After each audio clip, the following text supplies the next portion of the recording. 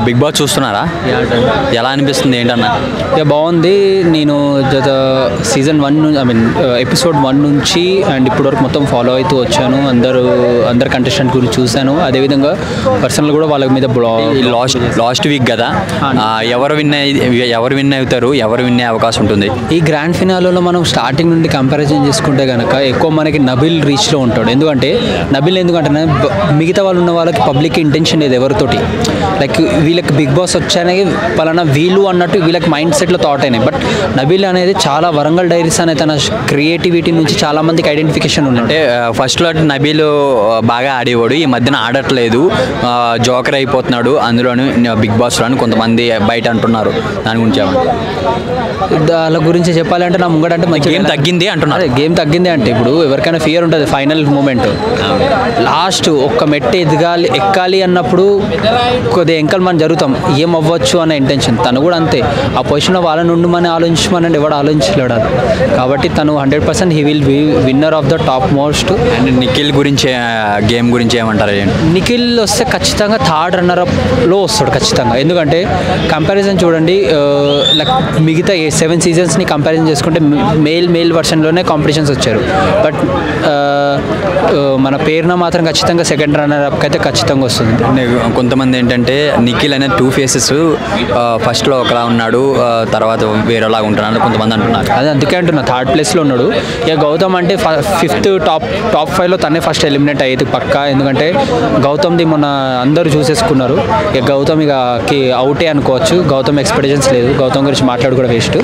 రెండోది ఉన్నది మనకి ఎక్కువగా ఓటింగ్లో చూసుకుంటే, బయటన ఎక్కువగా చూసుకుంటే గౌతమ్కి ఎక్కువగా ఉన్నది. గౌతమ్ రాడు బ్రో. గౌతమ్ ఎంత ఉన్నా గౌతమ్ రాడు ఖచ్చితంగా, డామ్ షూర్. ఇంకా గెలిచిండంటే నాకు పాయింట్ చేయండి. నేను జెన్యూన్గా ఆడుతున్నాడు, కరెక్ట్గా మాట్లాడుతున్నాడు bro. Game okay bro, but winnowing అయ్యే ఛాన్సెస్ అయితే టాప్ 1, టాప్ 2, టాప్ 3లో అయితే లేదు. జెన్యూన్గా ఎవరు ఆడితే వాళ్ళే కదా విన్ అయ్యే అవకాశం ఉంటుంది.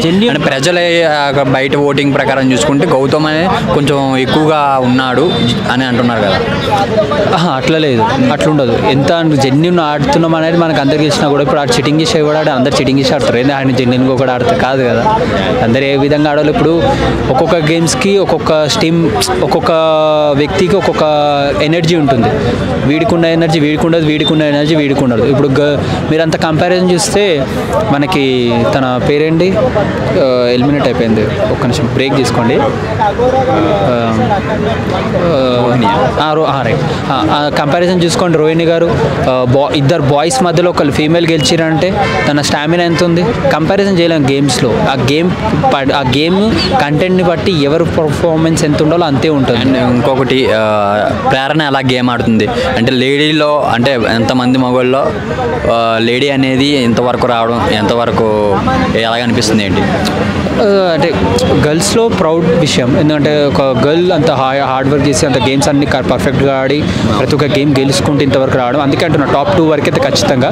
బట్ ఎంత పేరున టాప్ 2కి వచ్చినా కూడా టాప్ 1లో ఖచ్చితంగా నబీల్ అయితే గెలుస్తాడు. నబీల్కి ఎక్కువ ఛాన్సెస్ ఉంది గెలిచే ఛాన్సెస్. ఇక మనకి లాస్ట్ టాప్ 1లో నామినేట్ అయిన పర్సన్ మనకి తను ఉన్నాడుగా, పేరు సడన్గా మర్చిపోయినా, కట్ చేసుకోండి. రైట్, టాప్ 1లో మనకి అవినాష్ ఉన్నాడు. అవినాష్ ఖచ్చితంగా 4th దగ్గర ఎలిమినేట్ అవుతాడు ఓటింగ్స్ పరంగా ఎక్కువ. నబీల్కి అయితే ఖచ్చితంగా గెలుస్తాయి. హైదరాబాద్లో గుర్తుపట్టకపోవచ్చు, బట్ వరంగల్ మొత్తం వాడికే గుర్తుపడతారు. ఓకే, టాప్ 4లో ఎవరెవరు ఉండవచ్చు అంటే నేమ్స్ ఏం చెప్తారు? నా టాప్ 4లో అయితే ఖచ్చితంగా నబీల్ ఫస్ట్, సెకండ్ పేర్న, third Nikhil, 4th Avinash. Cup గెలిచే అవకాశం ఎవరికి ఉంటుంది? ఎవరికి ఇస్తావు? నబీల్ కానీ పేర్న కానీ వాళ్ళిద్దరిలో ఉంటుంది.